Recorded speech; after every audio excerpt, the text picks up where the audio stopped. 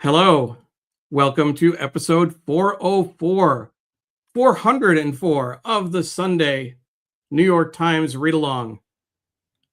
My name is Neil Parekh. I'm the co-host and executive producer, and I'm joined by Sreenivasan, co-host and creator of the show. We are live on Facebook, Twitter, LinkedIn, YouTube, Instagram, and our Digimentors website. Please like, comment, share, retweet, do all the things you do to make sure people can find the show on social media. We have a very interesting show planned today, and I want to do a special shout out to everyone watching on replay or listening on Spotify or Apple Podcasts.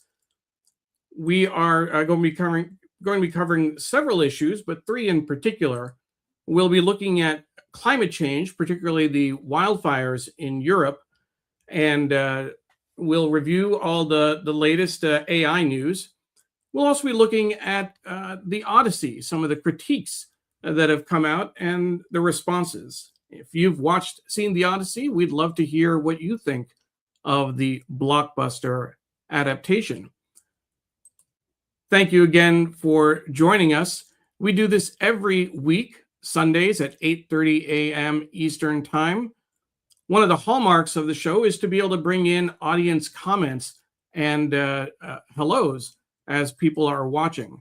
And our first three, our friend Apollo is watching from Philadelphia. Thank you, Apollo. And of course, John is watching from the East Village. Always great to have you, John. And Doug Levy is saying good morning from Marin County, California. Yes, that's California. It's 5:30 a.m. Pacific time for Doug, but he's I know I've joked around a little bit about it, but a long-time radio hand. This is just when he gets up and when he gets going. So we're always honored to have you make us part of your morning. Again, we are live on Facebook, Twitter, LinkedIn, YouTube, Instagram, and the Digimentors website. We are proud that the show is produced in partnership with Scroll and Scroll Global, one of India's most important independent websites. And we're also thankful for the support we get from our sponsors, particularly Muckrack and Graphic History Company. Muckrack is a longtime sponsor of the show. Graphic History Company is coming up almost on a full year of sponsoring the show. So thank you so much for your support. And of course, the show is produced by Digimentors, the social and digital consulting firm that Sree started with his friend Andrew Lee several years ago. I am proud to be a vice president of events and communications for Digimentors. We have been producing this show for 10 years, if you can believe that. We recently celebrated our 400th episode, and we've had 275 guests on the show.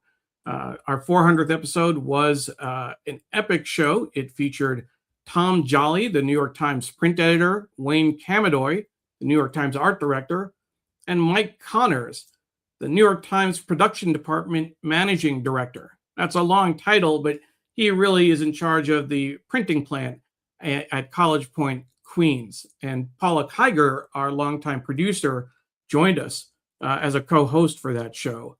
What an incredible show. And that's Paula Kiger saying good morning from Nashville instead of her usual Tallahassee. So let's go ahead and bring on Sreenivasan. Sree, welcome to the show. Hello, everybody. Hello, Neil. Good morning. Good afternoon, good evening, wherever you are in the world. Thank you so much for being part of this show. If it's your first time here, welcome. If you've been watching for years, thank you for making this what the show is, which is a community of readers, supporters, folks who care about the news, who care about fighting misinformation, disinformation, and that's really important. John says, great to be back, was out with a summer cold for a couple of weeks. I'm glad that was all it was, John. We're so happy that you're here. here. Ken Fisher is watching from Cedar Rapids, Iowa. We are always grateful to our folks around the world who are with us. I see Ron, who's usually in Dubai, is here in Verona, New Jersey. He's been a sponsor of the show. He's been on the show. He's been watching every time, and we're very grateful to him. Sree, if you didn't catch it, Ron did an amazing conversation on Friday as part of his CEO series with our friend Walter Grayson. Oh, It wow. was an incredible way to start a Friday morning. I think the world of Ron. I think the world of Walter, and I learn something new every time I hear Walter speak. So it was just great to have the two of them in conversation. You should check it out. You can find Ron Thomas on Facebook, on LinkedIn, on YouTube. Check it out and find that show. You won't be disappointed. And Ron's a great interviewer. I was lucky enough to be on one of his early episodes, and I was able to hear about his journey, but also the way he pulled things out of my journey was also very interesting. And look who's watching, Neil. That is Sudha Parekh watching from Hastings on Hudson, New York. All the regulars who watch the show will know that's my mom. Mom, thank you so much for watching as always. I know that she is one of our most loyal watchers, just as your mom was, Sree. Mom once, I remember, landed in from India, was in a taxi watching at about 8:30 a.m. Eastern time. She wasn't going to miss a show if she could help it. We love that. We love our family that watches and also our New York Times read along family. And look, Chinedu is watching. Hi, Sree. I'll never forget you. Thank you for your early support. Chinedu is an incredible entrepreneur who founded a website called Hop Stop, which was the only way to really get around New York City's subway system. And it was so early in this process. Now, of course, Google Maps, everybody else does this. And Chinedu, I look forward to catching up with you. Thank you for being part of my world online, and we also got to hang out and do stuff together. So I'm very grateful to reconnect here. And I see Diana is watching from Ann Arbor, Michigan today. So it's a lot easier for her because otherwise she usually is watching from California at 5:30 a.m. She usually has the print newspaper in her driveway.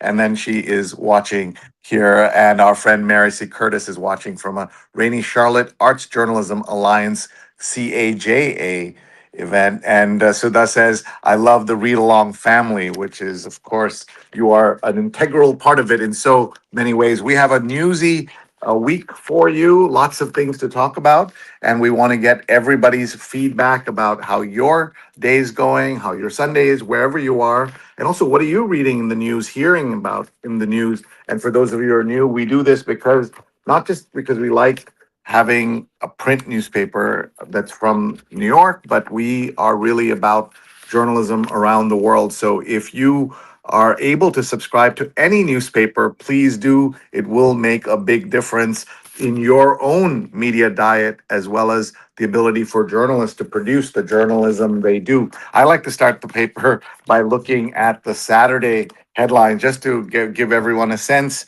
of what is going on. So we're just going to look at very quickly yesterday's main story. Western states face deep cuts over water use. Colorado River Basin, legal fight expected. Climate change plus crimp on supply. Neil, I don't usually think I see just a like a phrase like that. You know, there's just a verb. I mean, just a noun. Colorado River Basin without saying something else. So I think that's kind of unusual. Just that one word. You know, the three words there without something about it. But that's a big story. And you see, this is by Friday afternoon. Spanish authorities said the majority of the migrants who had flooded into Quetta had returned to Morocco. And this is part of, you know, when you see this, you say, oh my God, this is all terrible, which it is, but it's also manufactured in part by the American empire, which has been the Trump administration and its supporters have been wanting to punish Spain, and that's the story about Morocco and this Spanish enclave that's just there, and all of that's connected into global politics and the Trump administration. So I guess we shouldn't be surprised about that. It's also the historical, kind of. I mean, this is a several hundred year conflict in terms of Spain, Gibraltar, Great Britain, the enclaves in Morocco. This was the whole question. Britain was holding on to Gibraltar for years.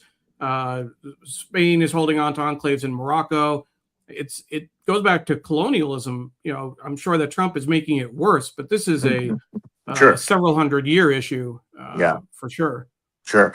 And Patricia says, grace and greetings from New York. By the way, it also got to do with the World Cup and how that was in one of the allies of America that's been very much against Trump's agenda in the Middle East. And so Trump was not happy that Spain won. And let's just look at a couple other headlines. Botched job, not sabotage, damaged pool. Imagine the millions of people around the world, tens of millions, hundreds of millions of people, because of Fox News and the Trump administration and Donald Trump constantly saying this was sabotage, that they believe it was sabotage. And now the report comes out that was a botched job, not sabotage, that damaged the famous pool, reflecting pool in Washington. Well, and this is, I mean, to me, Sree, the significance of this story is that it's the charges were dropped. The district attorney in D.C., Jeanine Pirro, a longtime Trump supporter, and she's actually from Westchester County, so I know her from kind of that news cycle from when I was at home growing up. But it was in the filing, they said they're dropping the charges because this was due to mistakes made by the contractor, and they named the contractor.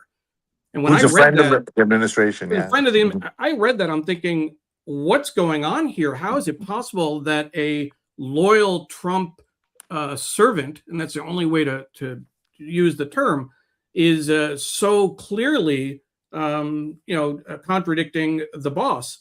And it didn't take long. Later in the evening, I think it was yesterday, Trump shared on Truth Social that Jeanine Pirro is wrong. It wasn't, maybe there were a few mistakes with the contracting, but it was vandals. It was vandals, I tell you. So this might be an interesting conflict to keep an eye on. Sure. And look at this headline, just perfect. It says MAGA's media machine is starting to splinter. It looks at 12 of the biggest right wing accounts, Megyn Kelly, Benny Johnson, etc. And you can see in this graph, right? You can see they're all these 12. If you add them together, you can see they're slowly going down. And the podcast listens, the Rumble views, that's a platform they use, X, YouTube views. So that's interesting if that continues. And in the home of tacos, Chipotle tries to fit in. This is Mexico's spicy market could be an issue. Chipotle, of course, is I used to call it Subway of Mexican food, but it's like these are stories you see on a regular basis, Neil, when things like happen where coffee, Starbucks tries to come to Austria, for example. So places where there's culture around a specific kind of food, and what happens when an American brand comes in and tries to get in there. And I'm curious if there's any Domino's in Italy, for example, with the pizza. And this is a story about Chipotle. It says families eating last month at Chipotle in San Pedro in Monterrey. The first outlet the American chain has opened in Mexico. So it's kind of brave of them to do that. And I also wonder, is there Taco Bell in Mexico? I hope not. There shouldn't be any. But let's get to today's paper, the headlines and what's going on over there. This also, the picture here is of what's happening in that part of Morocco. Migrants waited on a beach for assistance on Saturday after a sudden exodus from Morocco. At least 67 people have died in the chaos. And that's, again, American made chaos in part. How a leading law firm stopped fighting Trump. It says at Paul Weiss, pursuit of corporate work clashed with proud activist history, and they were the first, I believe, to cave in. Maybe even in the first 10 days of the administration. So I am wondering what has changed and why this story now. And it says Brad Karp, former chairman of Paul Weiss, the firm took on the first Trump administration and then sucked up completely. And we saw Yeah. universities, lawyers, as well as all the tech bros all go all in on Trump. And the brief, this is the headline for that story, the brief puzzling surge into a Spanish enclave, 50,000 from Morocco overwhelmed Quetta, a city of 84,000. And then GOP about face on military IVF. Bid to expand access treatments is killed. So I guess they were in favor of expanding IVF. And they always say they want more kids and want, so I'm not sure what's going on Well, there. I think their solutions, Sree, instead of promoting IVF, they're promoting testosterone to get more Yeah, kids. yeah, great. All right. Here is another story. Let's look at that. It says vintners are tearing out their hair and vines. California hit as wine sales plummet. Oh, I didn't know that. I thought people drinking lots of wine. So much wine has gone unsold in California that vineyards are ripping out and burning the vines. That sounds like a real crisis. Let's see if people can tell us more in the comments. So please jump in if you can. Let's see who else is watching. We have a viewer on YouTube named John Yeah, who is spamming us with a lot of stuff, but I'll just pull up one comment. He there's said, something. yeah, Yes. too bad you chose such a liberal, one sided newspaper to read. So, this is something that we address on a regular basis. The way journalism has evolved in America now, thanks to the Fox News machine and MAGA and things like Newsmax and other channels, OANN, it makes it seem like journalism is a partisan medium. And journalists are not partisan. True journalists are not partisan. They report the news and bring you what's happening. But in the last 30 years, that has changed. And so people say, okay, the New York Times is all liberal. The opinion pages are liberal, but the news is the news. And we've seen how they're able to cover it and make a difference. And by the way, break lots of stories against Obama, break lots of stories against Biden, stories against Kamala Harris. All of that was done by the New York Times, and because they spend money on reporting, on journalism, on foreign bureaus, we need this newspaper. Doesn't mean this is the only newspaper we need, and doesn't mean that it's the only newspaper in the world. But we are seeing resources pulled away from reporting and put into all these other things, and that's part of the problem. So, John, take a look at the news, and you will see yes, they report against the Trump administration when there are problems, like we know, and there are so many problems with the Trump administration. But to call them a liberal newspaper does not make sense in a world where I say the same thing with the Wall Street Journal. Wall Street Journal is not a conservative newspaper. Its editorial pages are conservative, reflecting Rupert Murdoch and the ownership. So that difference, Neil, is hard for lots of lay people to understand and very easy to weaponize against the other side.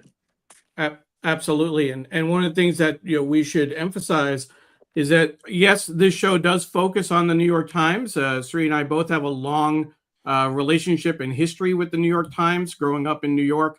But we've also read and reviewed other papers as well: the Atlanta Journal-Constitution, the Philadelphia Inquirer, Washington Post, Dallas Morning News, Toronto Globe and Mail, even the Collegiate Times, Politico, Wall Street Journal. This is more a show about journalism and news, and we have an interest not just in how the news is covered, but how it's represented in the print edition, the layout, the graphics, the photos, etc.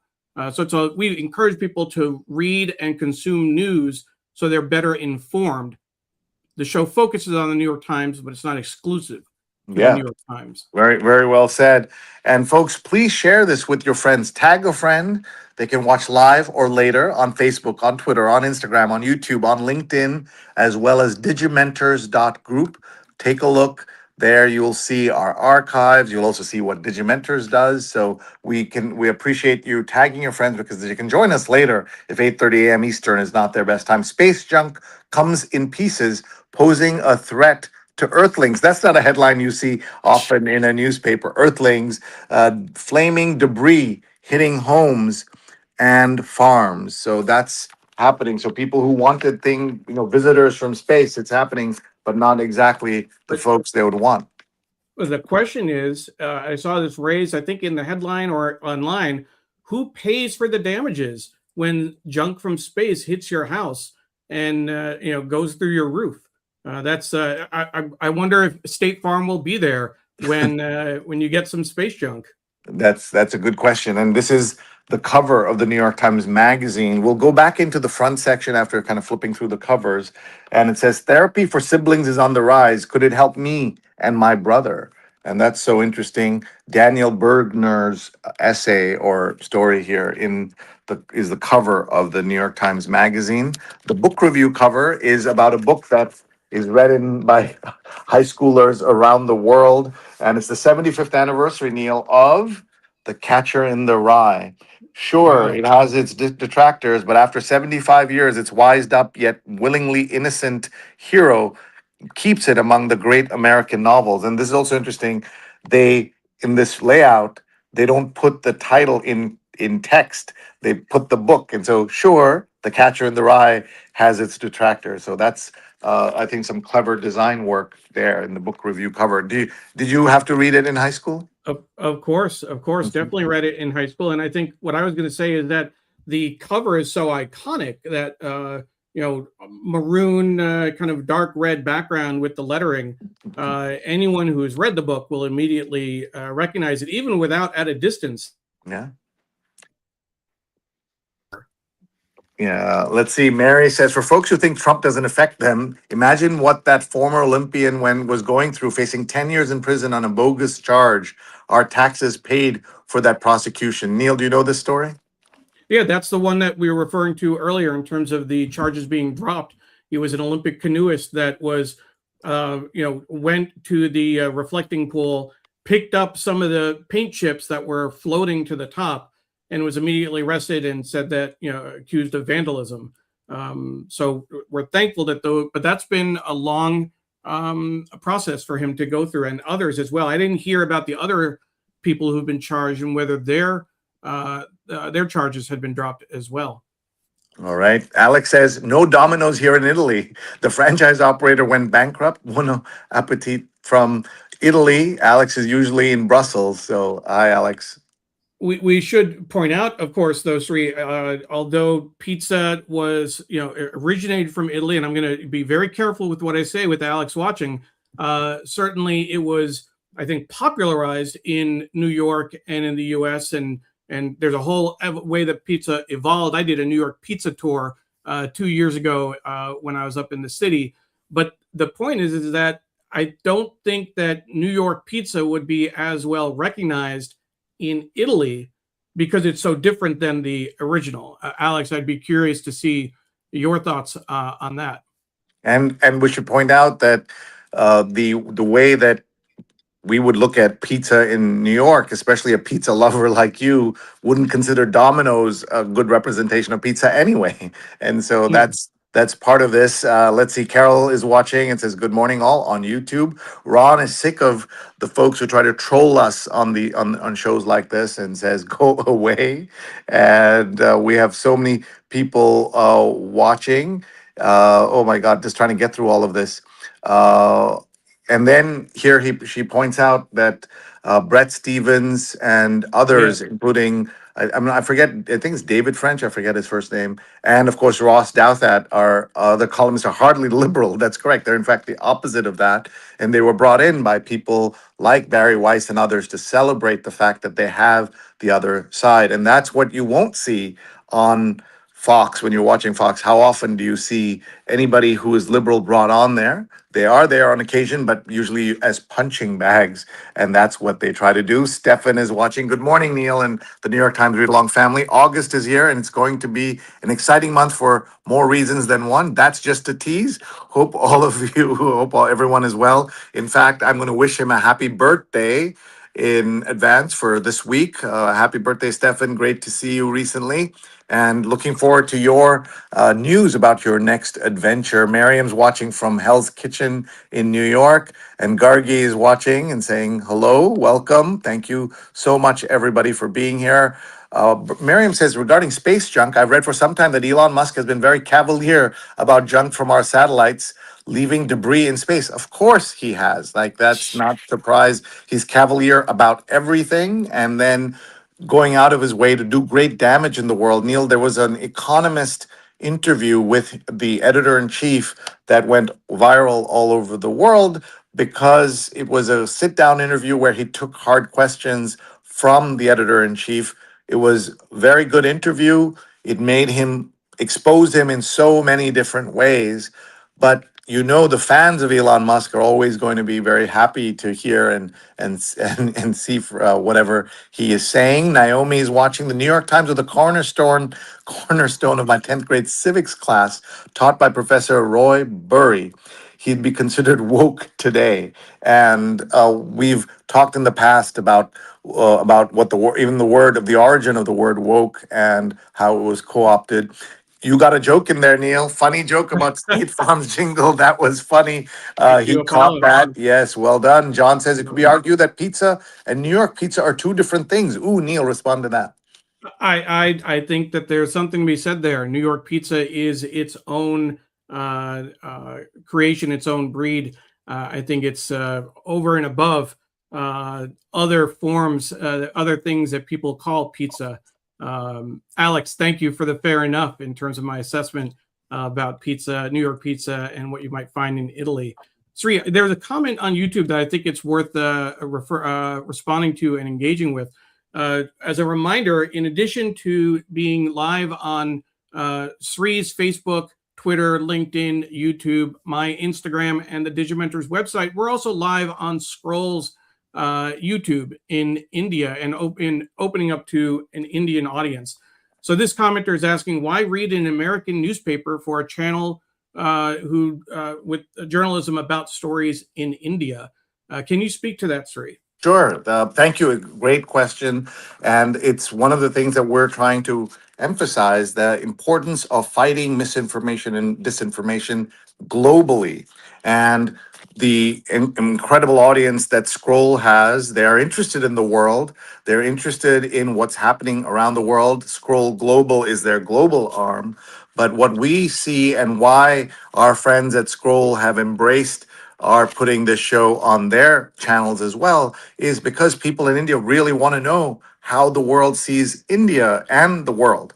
And there is amazing coverage and interest in things like this in India, and that's why we're doing it. And we're grateful to you for the question. I'm just going to go back to our friend John here for a second. He points out a story that was turned out to be false, that Sarah Palin inspired the shooting of Gabby Giffords, who was a congresswoman at the time, and it was a wrong story. A lot of people got it wrong. And he says there was no evidence, and the New York Times issued a correction. And that's the part, folks, that the New York Times issued a correction. When was the last time you heard a conservative media person say, I got something wrong? When's the last time you heard the president say he got something wrong? That's the difference.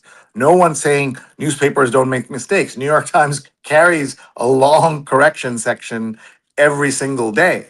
The difference between real journalists and non-real journalists is they keep just plowing forward, as we've seen the president do for years. And as we have done on several occasions, if the New York Times if it warrants criticism, we will criticize the Times. We should point out that although we have a great relationship with the New York Times and several of the editors and reporters have been on the show, this is not an official New York Times show, and we retain a little bit of distance, a little bit of independence, so that we can critique the newspaper as necessary. Yeah. Somebody's watching says, looks like John Patrick is using you as a punching bag. He has posted, at least by my quick eyeballing, at least 25, 30 comments. John, we're happy that you're watching, you're engaging with us, you're being exposed to new things that you had no idea. because you are brainwashed by the media you follow. So this is good for you to be exposed to things like this. By the way, look at this cover on the back Yeah. of the New York Times. This is one of the sections, the arts and leisure. This is Smokey the Bear, 80 years of preventing forest fires together. For our non-American audience, this is a big problem in the US, the start of fires, forest fires, and they've been using in advertising a cartoon bear called Smokey the Bear to say, let's say, forest fires. Neil, one of the big problems you may know is these prediction markets and gambling that's kind of taken over the world. And we have seen instances of people starting fires or predicting there's going to be a wildfire and then starting it themselves and then causing havoc, chaos, damage to property, wildlife, humans, etc. And I wrote about all of this in my newsletter last week. I hope you'll all check it out. It was about the problems with gambling. Like you can gamble about everything now. And that's me a chance for me to plug my newsletter, which is called Sree's Sunday Note. So Sunday is a busy day around here. And sreenet.substack.com is the address, sreenet.substack.com. Later today, you're going to see our my newsletter is going to come out, and it's part of my series on my pre-diabetic life. And I've interviewed Dr. Alka Kanaya, who is a founder of the landmark Masala study that looks at heart health and other indicators of South Asians living in America. And you can learn how you can get healthier no matter what background you are in my newsletter. It's going to come out in a couple of hours, so about midday in New York time. But please subscribe, sreenet.substack.com, or go to my LinkedIn. You can find me. And if you'd like to be on our WhatsApp group, there you see it, Sree's Pre-Diabetic Life. Just use your phone and join my WhatsApp group. We'd love to have you. And Neil, I am the kind of guy who can eat a whole jar of Nutella, including a jar of Nutella that size. That is not AI, Neil. That's an actual, at least a prop Nutella jar at the Dubai airport. And I am worried about my pre-diabetes, so I'm trying to learn together. It's something we can try to reverse at our age. If you're 50 plus, you can actually try to reverse it, and that's what I am trying to do. So thank you, everybody, for supporting our newsletter, supporting this show, sreenet.substack.com. We have a Patreon now, folks. If you'd like to join us and support what we're doing, this is our patreon.com/sreenet. You can chip in $2, $5. We offer all kinds of things. It supports everything we do, this show, the newsletter. I run Sree friends and groups around the world, 30 plus groups, and it encourages us to be able to do this. So pitch in a couple of bucks if you can, patreon.com/Sreenet. And we have some exclusive perks just for folks who support us, including I'm happily able to give you a review, a makeover of your LinkedIn profile, as we've thrown in as a bonus for people who chip in. So if you'd like to do that, patreon.com/Sreenet to support everything we do online. Neil, we're grateful to everybody who watches us, even if they can't subscribe or can't afford to subscribe. We just want everybody to know that there are ways in which you can support this kind of journalism as well as this kind of journalism. We're grateful to everyone who watches us, even the people who disagree, as long as they keep it respectful. Yes. And here's John says there used to be a cadre of Times readers who read the corrections first. I think that might include John. I'm not sure. And here are people, somebody called, imagine calling yourself Horror Fun 23. New York Times is communist. You don't, my friend, know what communism is. This is a corporate publication, a capitalist publication. That's why they are able to survive, and that's why they're thriving at this moment. And they have used the levers and tools of capitalism to survive. So the fact that you don't know what communism is, I know what communism is, Neil, as you know. I lived Yeah. in the Soviet Union as a kid. I used to come home saying Lenin is God. Then I moved to the Upper East Side and started saying John Lennon is God. And here is your mom jumping in to say it is good to be objective with the New York Times, and that's what we're doing. And Naomi says the AI overview the New York Times used to be, there used to be an ombudsman or public editor. The newspaper eliminated the role in December 2017 after 14 years, stating that the rise of digital media and alternative public accountability made the internal position outdated. Started in 2003 following the high profile Jason Blair plagiarism scandal to act as an independent reader representative, and would be interesting if this was here now. And here is Vinay watching from Switzerland. Congrats on episode 404. So That's thank so you for great. your, yeah, thank you for your support. Apollo says this show slows down the blur of news coming from the Trump administration in DC, much less actual news happening outside the Trump world. This show helps slow things down and put them in focus. Wow. Thank you so much, Apollo. That means a lot to us. And John fesses up. He's one of the people who reads the corrections first. And Sujana, Dr. Chandrasekhar is back to the Facebook feed. The comments are less irritating and way more fun. And Chris Gorman is watching, Sree and Neil watching from New York. Chris, we will have, Chris works at the wonderful Museum of the City of New York. We'll have some news about a very exciting opportunity for all of us in the fall. So stay tuned. Where that's just a teaser for everybody. And Naomi clarifies that John Lennon is God. Absolutely. And yesterday, Neil, I was talking to folks about the movie Yesterday, which Yes. stars Himesh Ramesh Patel, who's in the Patel. Odyssey. Maybe this will give us a chance to go into the Odyssey Yep. conversation for a moment. So Himesh Patel is in this tiny movie that most people missed. A lovely, lovely movie called Yesterday about a world where the Beatles don't exist. He's the only person who remembers the Beatles. He's such a great singer, such a great actor, and Ed Sheeran has a Yes. scene-stealing set of appearances in this movie, self-deprecating but amazing, of course. And Himesh Patel, I've still not seen the film, does the same with the Odyssey. He steals the scenes in the Odyssey. Is that so? Neil, Absolutely. your thoughts? So, what we there are several things that we want to discuss: the Odyssey and some of the criticism among them. But I want to make sure that folks know that on our website you can find gift links to several articles. I'm going to show you real quick. Again, this is focusing on climate change, the latest AI news, and the Odyssey. So if you go to our website, digimentors.group, and find the New York Times read along, there's a link at the top of the page, and you'll find this episode. You'll see gift links to several articles around climate change, particularly the wildfires in Europe, some AI news from this last week, and also the Odyssey. So you mentioned the Odyssey, Sree. I did see it on Thursday with my family, with Emily, my Emily, and Pam, and thought the movie was great. But I think that there are definitely some questions that are being raised about the adaptation and some of the choices that Christopher Nolan made. You did actually a interview as part of your series in terms of your newsletter.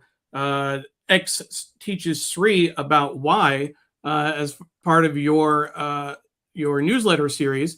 Tara Maria Fernandez and Krishna gave you some education about the Odyssey, both the movie, but also of course, Homer's poem, and of course the Iliad.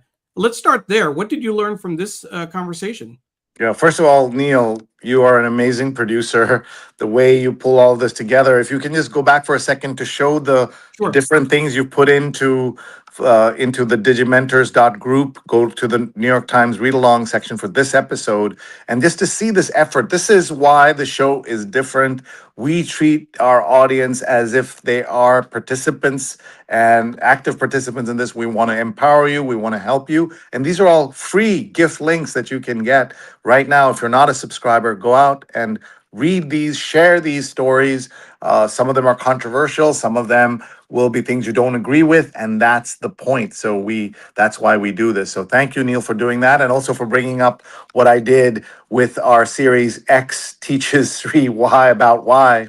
And we did this with two younger people than me, Tara Maria Fernandez, who has a PhD in the teaching of literature, English literature, as well as my 23-year-old son, Krishna, who had seen the movie and read the book in high school. And one of the things I learned is that there is something so compelling about something written 3,000 years ago, Neil, that is really magical. And I want to hear about what Emily thought of in just a second.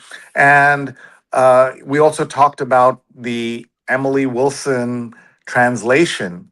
And that's what I think inspired Christopher Nolan. But Yes. she has been critical of it, saying she was not happy, especially with the portrayal of women in the show, in the movie, because it turns out there were several strong female characters in the translation as well as in the original. But Christopher Nolan has chosen to kind of paper over them, except for Cersei. The others are not as powerful as they could be, should be, etc. And this is the New York Times article about that, how Emily Wilson's takedown of the Odyssey ignited a debate. Her 2017 translation, as you said, influenced Christopher Nolan, but she panned the screenplay for the movie version in an essay for the London Review of Books. So that, I think, that debate and discourse, I think, is very interesting. There's a lot in terms of the movie, Sree, where choices are made. There are scenes that, of course, are going to be cut out because of time. There are changes in the way certain sections are depicted based on what was in the book and what was, or rather, in the original poem, and what was on the screen. I think one of the bigger things is, if without trying not to spoil it, there's a real emphasis on Odysseus and what his mental state is, what he's how he's reflecting on the war in against Troy, which it kind of makes it more. It seems more palatable, more of interest to a modern audience, which I think was not as strong in the original. And I think that's probably the biggest. There are other things. There are smaller things for folks who are familiar with the story. The interaction with Cyclops is missing a key line in the interaction, which I know that my daughter and I were both looking for. We're waiting to hear that interaction, and it just wasn't there. There are certain other changes that were made. But I think, if nothing else, it's getting people to think about and go back and revisit this original text, which can only be a good thing. Yeah, amazing. Very good analysis of that. And I want to hear Emily. Maybe we should have her record something for us or speak with us. I think that would be very cool for folks to learn, and she can teach me about this. I was going to say, you might have to ask her yourself. I think her father asking her may fall on deaf ears. She's 13 now, Sree, so there's a little bit of a, oh, dad's asking? Not going to happen. By the way, our friend Jason is still, John Patrick is still going strongly. He's posting so many different things. He's taking so much effort. He's not listening. He's just typing all the angry things he can. He did hear, we mentioned Jason Blair, and it's true. It was a crisis for the newspaper, crisis for American journalism when this young man fabricated story scenes, quotes, etc. And this is the part that John doesn't understand, that look what the Times did. They acknowledged widespread, not journalistic fraud, but by widespread, meaning concentrated on this young man, and launched the ombudsman and the reader representative. All of that stuff happened because of this. Think back to the last time you heard the president of the United States say anything correcting himself. anything on Fox correcting themselves.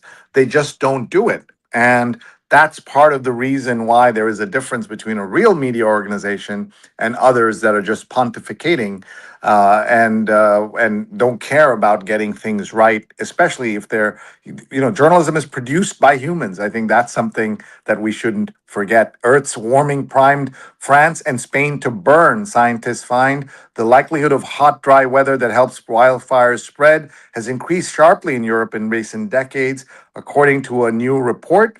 And by the way, this guy, John, specifically talks about the climate change hoax and Yes. the echoing the words of the president. So it'd be good if someone like him had their own ability to find out the truth on things, but it's very hard when the world is like what it is today, thanks to Elon Musk and others. Why do you need spoiler alert comments about such a dominant classic? So I think he's asking why we are hedging the specific line about the Cyclops and all of that.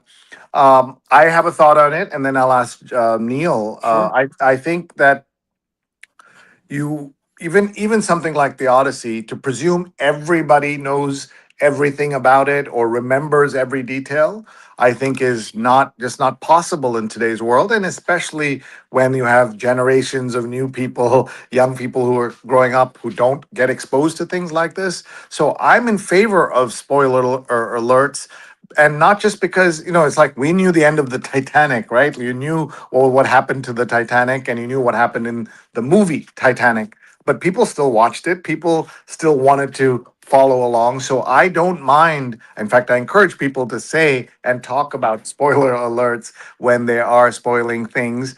But there are movies, and to be fair to what John is saying, books, there in cases with books, there's also in cases look at that, I don't know why I got a thumbs up there. There's also in the case of movies like The Sixth Sense, which has a very famous twist at the end, and you'll say, well, the movie came out whatever 30 years ago, doesn't everybody know? And the answer is no. So most people have not even heard of The Sixth Sense at this point. The younger people have not heard of it, and so why would we spoil it by just giving away what happened? So this is there's no hard or fast rules about any of this stuff. So what is your thoughts on this, Neil? So I think, Sree, there are a couple of ways to think about this. One, there is the overall story. You use the Titanic as an example where most people know how it ends, right? In case you don't, the ship hits an iceberg and it sinks.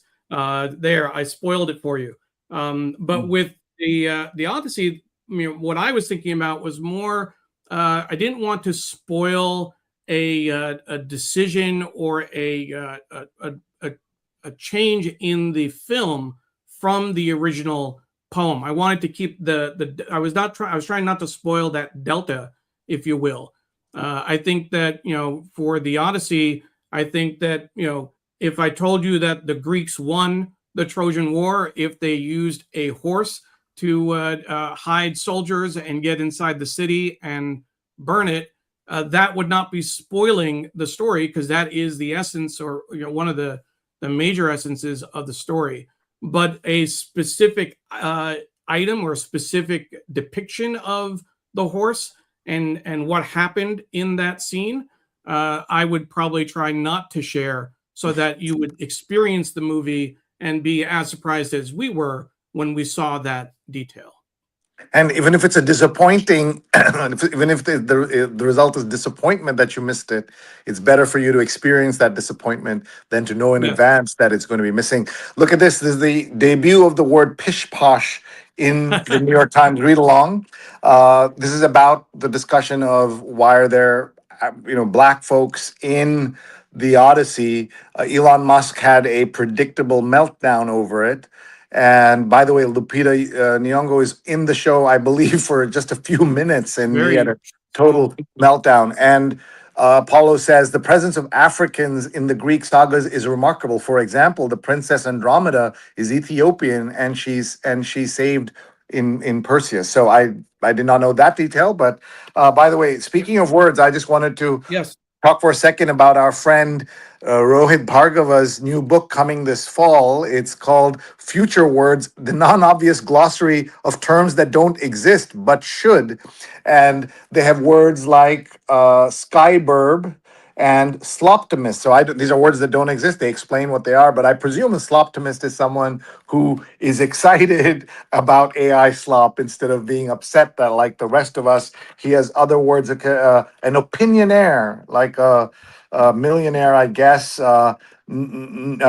has so many words in here: flaunting, doom chaser, ladder jogging, tattooism, which is, I guess, tourism to get tattoos. So this is his book. It's coming out this fall, and it's from the best-selling authors of The Future Normal. This is Rohit Bhargava and Henry Coutinho Mason, and their book Future Words. And by the way, he does everything so well. Even this card has this very nice embossing here, which I love.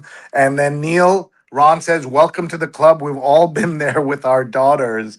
The Yeah, rolling of the eyes, which boys also do, is only part of that process. sure, sure. Ron says, "Let this guy go away. Don't even speak to it." And Sujana says, "Don't give him any more oxygen, Sri." And she uses an Hindi word, bus, which means That's stop, enough, enough. And when you're in an Indian restaurant and they're pouring the water, you can try it with your waiter and just say bus, and they will be very you, impressed. It's pronounced you like US. you can also try it with family when you're over for dinner and you don't want an additional serving of food. But it doesn't seem to work in the same way. You can't stop the food being added to your No. plate. I'm not sure why it doesn't work in that context. But your waiter or waitress is going to be more sympathetic. Jason Blair holed Hopefully, up in his apartment while fabricating stories. A commission reported on the New York Times failures to expose him. Sujana says, "I agree with you on spoiler alerts. I feel the major ideas of the Odyssey have stayed in my mind since high school, 1978, but the details have not." yeah. And look at this. Naomi says, "Jason Blair interviewed my son about The Oh Simpsons wow, and invented quotes." One of the things that wow. happened, I'm sure it's not the case with her son, is that people, they went back and asked folks who were quoted in the New York Yes. Times, "How come you didn't tell us that, he never called you and you got a quote?" And most people are like, "I was in the New York Times. Well, did I want to go and I don't even know who to tell that I wasn't interviewed?" And it was kind of not neutral to flattering quote. So why would I change that? And so it was a very interesting situation. And Pradnya just popping up from Chinatown in New York City. We'll watch later. Welcome to New York, Pradnya. Glad you are here. And Neil, you have something to show So us. yeah, I just want to remind folks. So this article that we showed earlier, this headline, "Earth's warming primed France and Spain to burn." The connection between climate change and the wildfires. This is one of the gift links that we have on our website that you can access. One of three stories connecting climate change and the wildfires in Europe.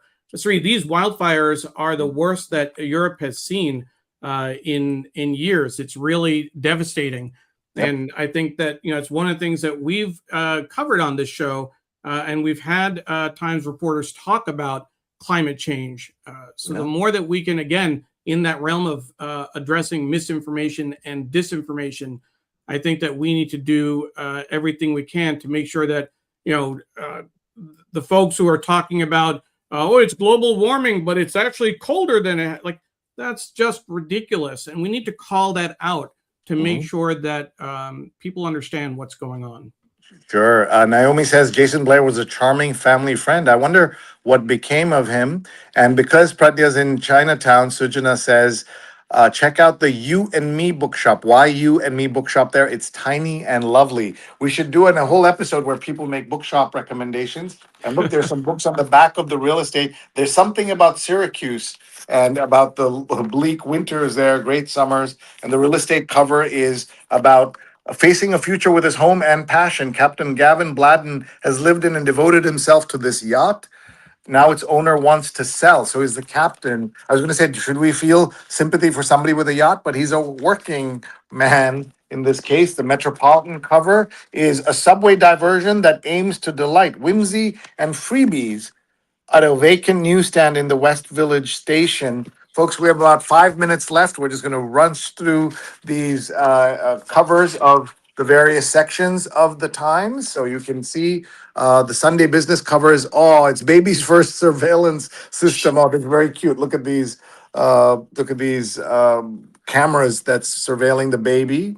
And when AI invaded heated rivalry fan fiction, I don't know if you've seen that show, Neil, but Heated Rivalry is a big, big show around the world. The fandom spiraled over an unidentified source calling out AI assisted stories. And there's a whole Interesting. controversy in the Substack world about how AI is being called out in places, good and bad. That's always an issue. Deborah Kerr says, better late than ever. Tuning in from Ligonier, Paris, Pennsylvania. I'm sorry, I don't Pennsylvania, know. probably. Yeah, it is Pennsylvania, but I've butchered the name. Fingers crossed. We are supposed to be in Bordeaux this October. Hope the fires are out by then. Yes, Wow. definitely. And Arlene is dropping in from Inwood in Uptown Manhattan. Arlene has been a guest on the show. She's been featured in the New York Times in the real estate section. So I think Yes. she gets her spidey sense tingles anytime we mention the real estate section. She was on the cover of the real estate section. Folks, let's go very quickly over the last couple of sections. Sunday Styles cover is, yes, there are health benefits, but bars are closing, jobs are going away, and a way of being together feels harder to find. What we are losing when we give up booze. Wow, what else are we losing? That's an interesting story. It sounds boring, somehow it isn't. With its cult hit online series Errands, Noah Blau has made the mundane fascinating. Jerry Seinfeld did that a long time ago, and this is the final section we're going to look at. This is a striking cover here. This is Sunday Opinion, and the cover is, let's see, The Trap of the Digital Double. Staring at ourselves on screen is taking us to a dark space by Catherine Yes. Shannon. Let's see what the editorial, unsigned editorial, How to Protect America's Lead in the AI Race, Teaching Kids to Swim, and much more. So these are those unsigned editorials, as they say. Are you a jerk or a sucker? Your friends and neighbors makes you wonder, can you really be good, really rich, and also be a good person? This is from a show called Your Friends and Neighbors, I guess. And resist the siren call of shorts in the office. It might be hot outside, but men must not give in to showing the knee. David Coggins, the author of Men in Style and the newsletter The Contender. Neil, have you ever worn shorts in the office? I wear shorts in my office every day, Sree. Yeah. Well, what about at United Way? Working And from home, not at United Way, not when I worked in an actual office, but okay, yes, taking advantage of work from home. great. Um, Here's Deb helping us learn something. Lig in Live near in is the here. pronunciation.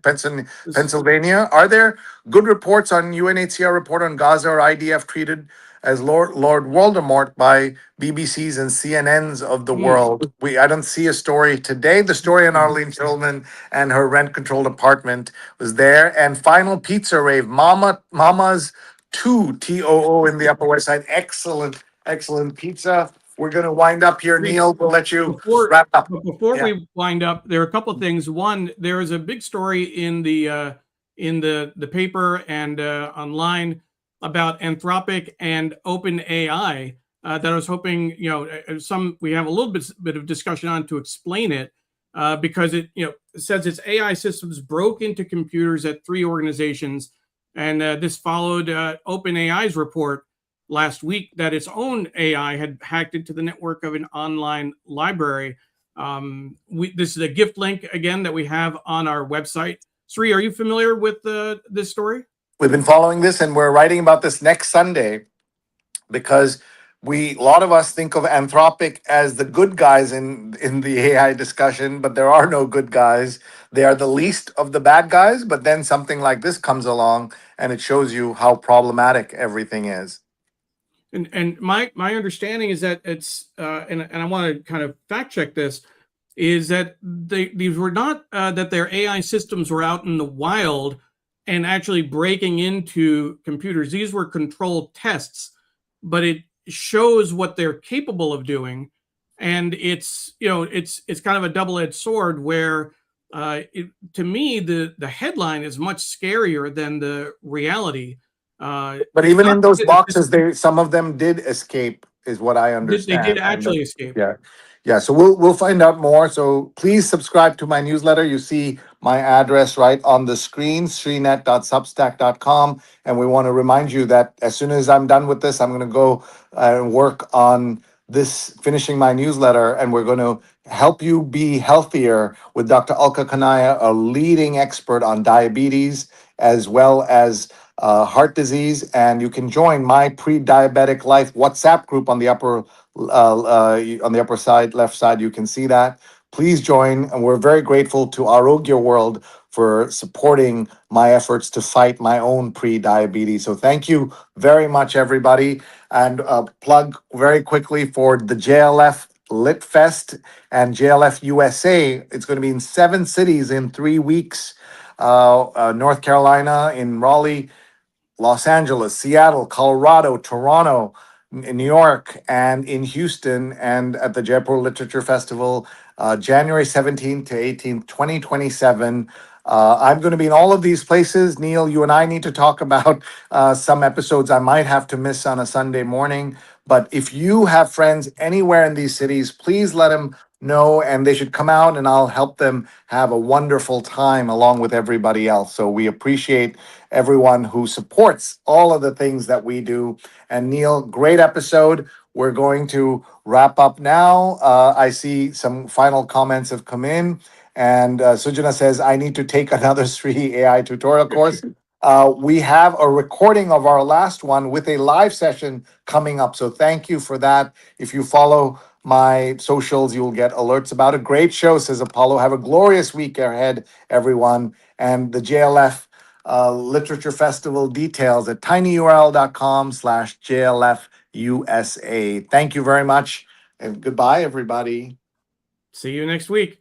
Remember, if you joined the show late, you can watch the replay in just a few minutes on Facebook, on Twitter, on LinkedIn, on YouTube, and Twitter, and on our Digimentors website. Sree, I do want to, before we close, Anita Joe, watching on Twitter, said it's our job to read all sides from many sources. The truth lies somewhere in the middle. And I think there isn't a better way of ending the show than that, to highlight that comment from Anita Joe. It is our job to read all sides from many sources. Let's keep But doing not that. all sources. That's the key. And I think she's right. You should hear. Yes. I love reading the Wall Street Journal editorial pages because I learn things in there. And so we're not saying don't listen to the conservative media. We're just saying make sure you, as you keep your mind open. There's a famous saying: "Keep your mind open, but don't let your brains fall out." And you have to be careful about that in what you're doing. Patricia says, "Thank you." And now I want pizza, says John. That's Yes. a beautiful note to end on. Thanks very much, everybody. Thank you. Bye-bye.